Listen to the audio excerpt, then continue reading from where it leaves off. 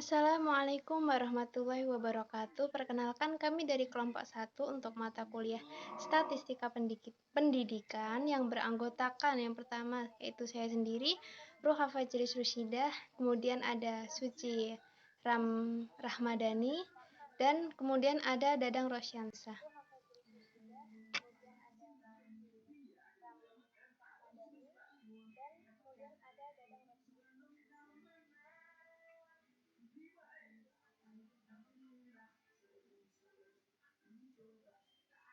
Ya, jadi di sini kami akan menjelaskan tentang bagaimana langkah-langkah penyelesaian dari uji T2 sampel independen.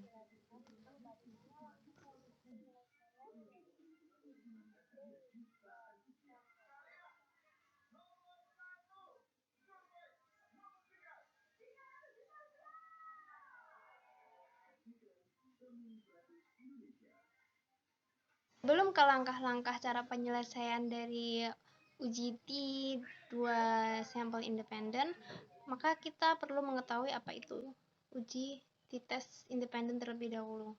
Uji t-test independen adalah salah satu uji parametrik untuk melakukan komparasi independen. Sampel independen sendiri adalah sampel yang menghasilkan data dari subjek yang berbeda.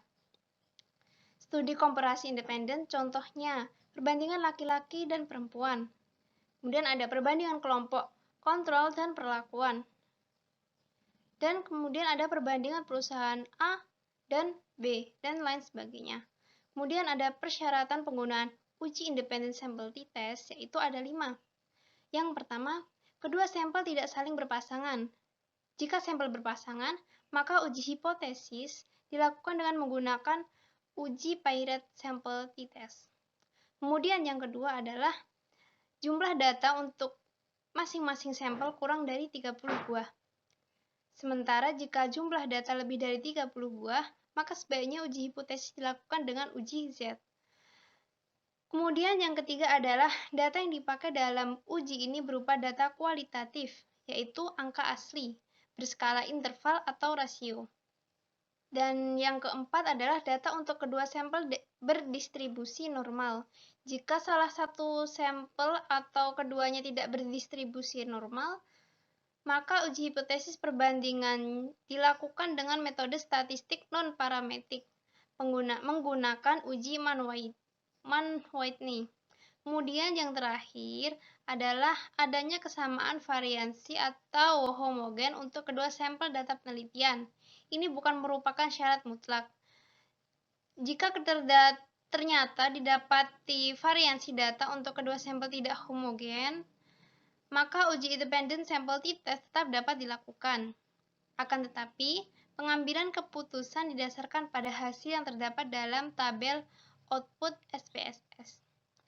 Kemudian yang selanjutnya akan dijelaskan bagaimana cara-cara langkah-langkah penyelesaian dari sebuah kasus menggunakan uji T2 sampel independen.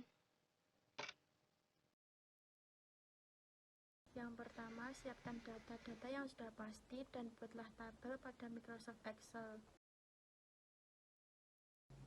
Buatlah tabel kolom hasil belajar matematika dengan dibarengi subjudul, yaitu kelas A dan kelas B. Yang ketiga, bukalah aplikasi SPSS. Lalu, pada tabel variabel view, buatlah 2 kolom pengisian. Yang pertama, hasil belajar. Yang kedua, kelas. Pada value input 1 diisi value 1 dan label kelas A. Pada value input 2 diisi value 2 dan label kelas B. Kemudian pada data view, masukkan data hasil belajar siswa ke dalam kolom hasil belajar dan isilah kolom kelas dengan mencantumkan data sesuai hasil atau nilai belajarnya. Baiklah, saya akan melanjutkan presentasi untuk slide ke-7. Nomor 6. Jadi setelah data telah diinput semuanya, kemudian klik analis seperti yang ada di dalam screenshot di bawah ini. Kalian klik analis, kemudian kalian klik compare means, lalu kalian klik kemudian independent sample tes pada bagian atas. Dan nomor 7, masukkanlah hasil belajar matematika yang berada di sebelah kolom kiri dari kolom kirinya kelas ke kolom tes variabel S dan kolom kelas ke grouping variabel. Lanjut untuk slide ke-8. Setelah itu kalian klik define groups, lalu isi kolom pada define group tersebut, lalu isi kolom grup 1 dengan angka 1 yang menunjukkan bahwa angka 1 tersebut merujuk kepada kelas A, dan grup 2 dengan angka 2 yang berarti kelas B. Nomor 9, lalu kalian klik OK. Baiklah, untuk slide ke-9, cara pengambilan keputusan. Nomor 1, jika nilai sigtotalnya lebih kecil daripada nilai 0,5, maka terdapat perbedaan signifikan di antara kedua kelompok.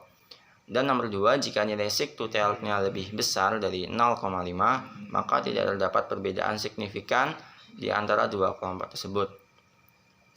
Seperti yang Anda dapat pada hasil screenshotan di atas permasalahan yang di atas, nilai sigtotalnya dari dua kelompok berbeda tersebut adalah 690. Masing-masing adalah 690 yang menunjukkan bahwa 690 itu lebih besar dari 0,5, yang berarti tidak terdapat perbedaan yang signifikan daripada hasil nilai rata-rata hasil ulangan matematika daripada kelas A dan kelas B. Berikut dari saya. Terima kasih. Assalamualaikum warahmatullahi wabarakatuh.